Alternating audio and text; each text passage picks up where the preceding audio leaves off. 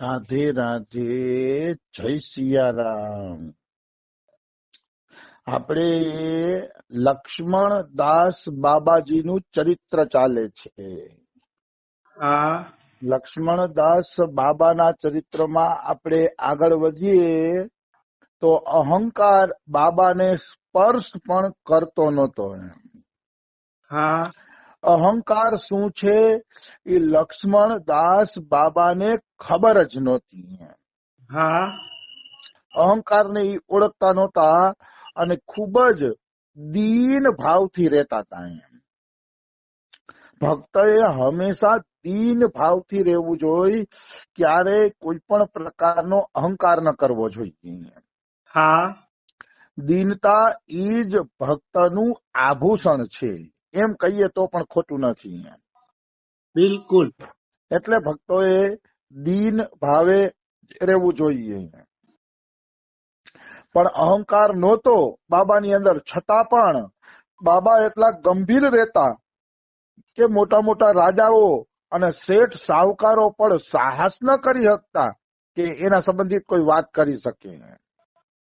હા શેઠ સાહુકારો ડરતા કે આ બાબા પાસે સાંસારિક ચર્ચા ન કરાય. ભલે એને અહંકાર નહોતો, એ સરળ જ હતા, પણ તોય બધા ડરતા કે બાબા પાસે વ્યર્થ વાતો કરવી જોઈએ નહીં.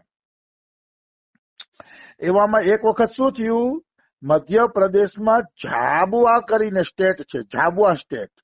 હા ઝાબુઆ સ્ટેટના મહારાજા એકવાર એને પોતાના ઘરે લઈ ગયા. હા ભાઈ સ્ટેટ છે, મહારાજા છે, રાજા છે, એટલે એને કઈક આખું અલગ અંદાજ તો હોય ને. એટલે એમને ખૂબ સુંદર સ્વાગત સત્કાર કર્યું, અથાહ સંપત્તિ ખર્ચી નાખી અને બધા વાજા બાજા વગડાવ્યા ને એવી રીતે સ્વાગત કર્યું.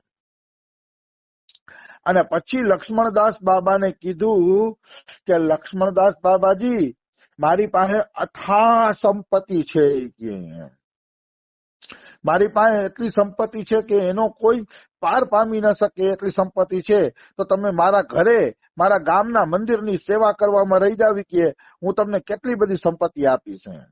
હા મતલબ રાજાનું એમ કહેવાનું હતું કે તમારો આશ્રમ નાનકડો છે અને ભાદી ગામનો આશ્રમ ઈ નાનો છે ને, અહીંયા હરખું ધનય નથી આવતું. ઈ કે તમને સાધુ સેવામાં કષ્ટ થતું હશે તો મારા ગામમાં જે મંદિર છે ને એમાં રહી જાવ, તો હું કેટલી સંપત્તિ તમને ભેટમાં આપીશ. હા ત્યારે મસ્ત જવાબ આપ્યો લક્ષ્મણદાસ બાબાએ, બહુ સરસ જવાબ આપ્યો. એમ કે कैसी बात कहते हो, हमने जहां मूड मुंडाया उस गुरुद्वारे को छोड़कर तुम्हारे यहाँ आ जाए. હા મતલબ ભાઈ, જ્યાં માથું મુંડાયું છે અને જે જગ્યા ઉપર ગુરુ બનાવ્યા છે ને, એ ગુરુદ્વારાને છોડીને અમે ક્યાંય ન જાય. તમે લાખોની નહીં કરોડોની સંપત્તિ આપો ને તોય અમે ન જઈએ. હા અમે તો ત્યાં જ જાય જ્યાં અમારા ગુરુજીનો દ્વારો છે. ખરેખર બહુ મસ્ત પ્રસંગ છે. હા ઘણા લોકો શું કરે ખબર છે, સારું મંદિર મળતું હોય, સારી આશ્રમની જગ્યા મળતી હોય ને, તો ગુરુનો દરવાજો છોડીને, ગુરુનું ધામ છોડીને ત્યાં જે ધન મળતું હોય ને ત્યાં ભાગી જાય છે. બિલકુલ. આ કોઈ અસલી શિષ્યના લક્ષણ નથી.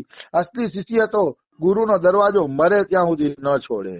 હા અસલી શિષ્ય ગુરુનો દરવાજો મરે ત્યાં સુધી છોડે નહીં. આવી વસ્તુ છે, કારણ કે ગુરુ પાસેથી આપણે બધું મળ્યું છે. એ ગુરુનો દરવાજો છોડીને થોડા કઈ બીજા ભીખપતિ પાસે જાય આપણે. ના.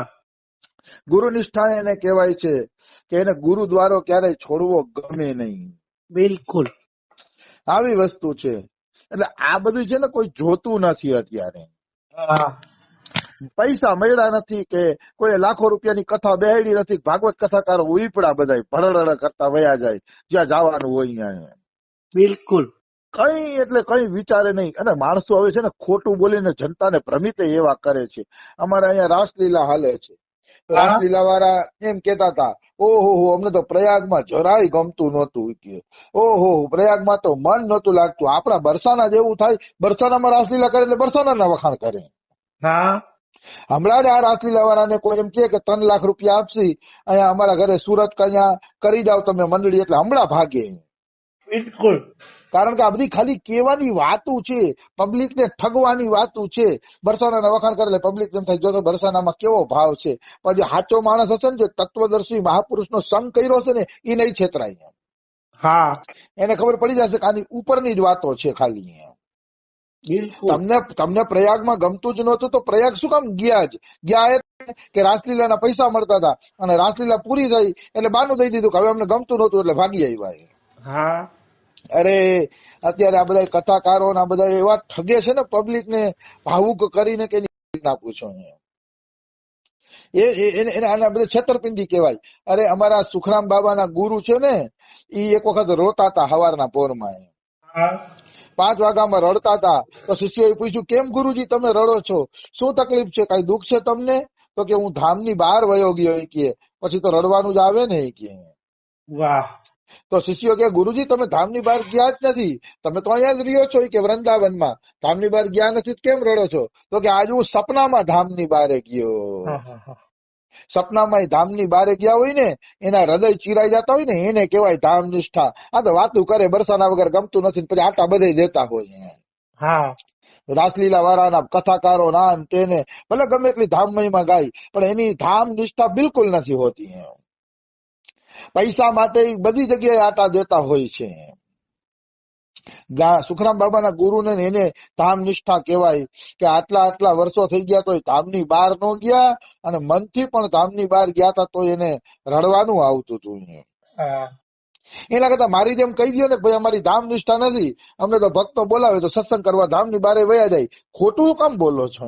બિલકુલ સાચું કહી દો કે હા ભાઈ અમે તો જો સત્સંગ માટે બારે જઈએ છીએ, અમારી કઈ એવી નિષ્ઠા નથી. આ તો વાતું નિષ્ઠાની કરીને પબ્લિક ને ભોળવે કે અમને ધામ વગર ગમતું નથી ને, પ્રયાગમાં ગમતું નથી ને, વાં ગમતું નથી ને. આપણે નાટક જોઈને હું તો કંટાળ્યો છું. સાચી વાત કહું ને, હું કોઈક ભક્તને હમણાં જ કહેતો હતો કે કૃષ્ણગત પ્રાણ ભક્ત મળવો બહુ મુશ્કેલ છે, કે જેના પ્રાણ કૃષ્ણમાં બસતા હોય, કૃષ્ણ કથામાં બસતા હોય, કૃષ્ણ ચર્ચામાં બસતા હોય, એવો મતલબ શું મારે કેવું, એવો ભક્ત મળવો બહુ મુશ્કેલ છે. હા કે જેના પ્રાણ કેવલ કૃષ્ણ ચર્ચામાં જ વસતા હોય, ધામની અંદર જ વસતા હોય, કે જે મતલબ કૃષ્ણ વગર રહી ન શકતા હોય, આવો એક ભક્ત મળવો મુશ્કેલ છે. બાકી આ બે મોઢાવાળી બંબોઈની જેમ બોલવા વાળા તો લાખો રખડે છે.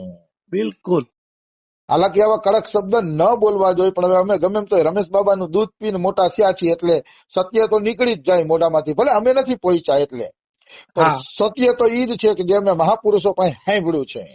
હા બે મોઢાવાળી બંબોઈની જેમ આમે બોલવું ને એવા હજારો રખડે છે, એમાં કઈ ફસાવા જેવું નથી. અને હજી હું એક સલાહ આપું છું જે સત્સંગ આ રેકોર્ડ સાંભળે એને, કે પુસ્તકોનો સંગ કરજો, ભાગવત ગીતા રામાયણનો સંગ કરજો, પણ સાધુ ને કથાકારોના ચક્કરમાં તો બિલકુલ પડતા જ નહીં. કારણ કે કથાકારનો તો એક જ ઉદ્દેશ્ય છે, પૈસા અને પ્રસિદ્ધિ. એટલે પુસ્તકોનો સંગ કરવો છે. પુસ્તક જેવો મિત્ર બીજો એકેય નથી, કારણ કે એમાંથી બધી સાચી વાતો નીકળશે, એમાં કઈ ભેળસેળ કરી શકાય નહીં. એટલે પુસ્તકોને આપણે સાચો મિત્ર, મને તો બધું પુસ્તકોમાંથી મળે છે. આ દ્રષ્ટિ પુસ્તકોમાંથી મળી જાય સંતોની કૃપાથી. એટલે હું તો જેમ જેમ પુસ્તક વાંચું છું મને વધુ ને વધુ એમાંથી મળતું જ જાય છે. મારા માટે તો મારા પુસ્તકો ભગવાન છે. હા એવી વાત છે. કારણ કે જો હમણાં આપણે જે પ્રસંગ લીધો, લક્ષ્મણદાસ બાબાએ શું કીધું કે ભાઈ અમે છે ને માથું મુંડાવીને ઈ ગુરુ દ્વારો છોડીને બીજે ક્યાંય ન જાય, તમે ગમે એટલું ધન આપો. આ જ વસ્તુ કોઈ જાહેરમાં કથાકાર નહીં બોલી શકે, પણ પુસ્તક બોલી શકે. બિલકુલ. કારણ કે કથાકારને એવું બોલે તો એને પછી એવું કરીને દેખાડવું પડે કે અમે ગુરુદ્વારો છોડીને ક્યાંય જાતા નથી, ઈ એને કરવું ન હોય, એટલે ઈ આવા પ્રસંગ બોલી જ ન શકે, પણ પુસ્તક બોલી શકે, કારણ કે પુસ્તકમાં કઈ ખોટું નથી લખાતું. હા એટલે પુસ્તકોનું અધ્યયન વધુ રાખો, કારણ કે જીવતા માણસોનો સંગ અત્યારે કરવા જેવો નથી. પૈસા ને પ્રસિદ્ધિ એ બધાને ખાઈ ગયા છે. એવું નથી કેતો કે હું બોલું છું. ભાગવત ની અંદર તીર્થોમાં આવ્યા હતા નારદજી ફરવા માટે, તો નારદજીને કોઈ તીર્થોમાં સાર ન દેખાણો. હા ચોખ્ખું લખ્યું છે નારદજીના પ્રસંગમાં ભાગવત ની અંદર કે તીર્થોની અંદર કળિયુગ ઘૂસી ગયો છે, દંભ દુરાચાર ઘૂસી ગયા છે ધામની અંદર, તીર્થોની અંદર. એવું બધું નારદજીએ જોયું. ત્યારે છેલ્લે નારદજીએ એવો નિશ્ચય કર્યો કે હવે આ પૃથ્વીને સ્પર્શ કરવા જેવી પણ રહી નથી. હા આ પૃથ્વીનો હવે સ્પર્શ ન કરવો જોઈએ, એવી થઈ ગઈ છે. તો આ બધી નારદજીએ જોયેલી વાતો બોલું છું, એમ કઈ નથી હું શાસ્ત્ર વગરની કે વિરુદ્ધ વાતો બોલું છું. આવી વસ્તુ છે.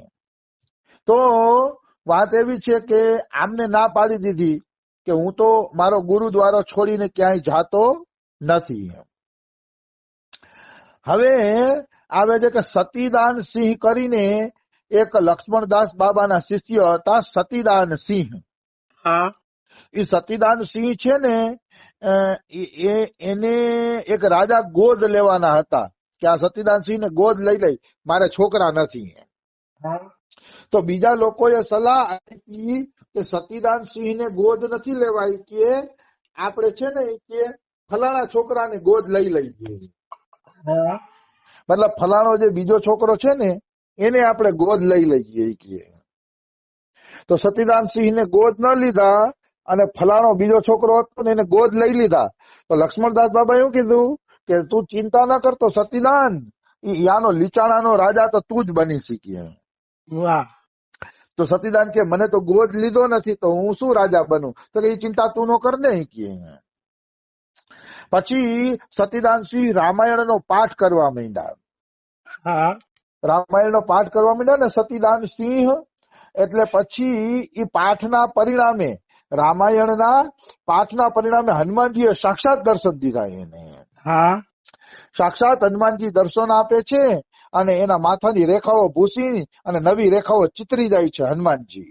હા થોડાક દીમાં ઓલા જે છોકરાને ગોદ લેવાનો હતો ને ખરાબ નીકળ્યો, એટલે એ છોકરાને છોડીને રાજાએ સતીદાન સિંહને ગોદ લીધો અને ગોદ લેતા વખતે રાજા બની ગયા. વાહ વાહ એટલે રામાયણમાં કહેવામાં આવ્યું છે, મંત્ર મહામણી વિષય વ્યાલ કે, મેટત કઠિન કુઅંક ભાલ કે. આ મંત્ર મહામણી છે, રામ મંત્ર છે ને, રામાયણ અને રામ મંત્ર ની બધા મહામંત્ર મણીઓ છે. એ આપણા મગજની રેખાઓને ભૂસી નાખે છે. જો એમાં કઈ ખરાબ ખોટું કેવું લખાયેલું હશે તો એ રેખાઓને એ ભૂસી નાખે છે. હા એમાં કોઈ એટલે કોઈ શંકા નથી. એટલી તાકાત છે ભગવાનના નામની. પણ સાધારણ મનુષ્ય એ વસ્તુને જાણી શકતો નથી. હા આવી વસ્તુ. તો આ રીતે સતીદાન સિંહને રાજા બનાવે છે એ આપણે જોયું. હવે આપણે આગળ વધીએ તો બાબા મોટા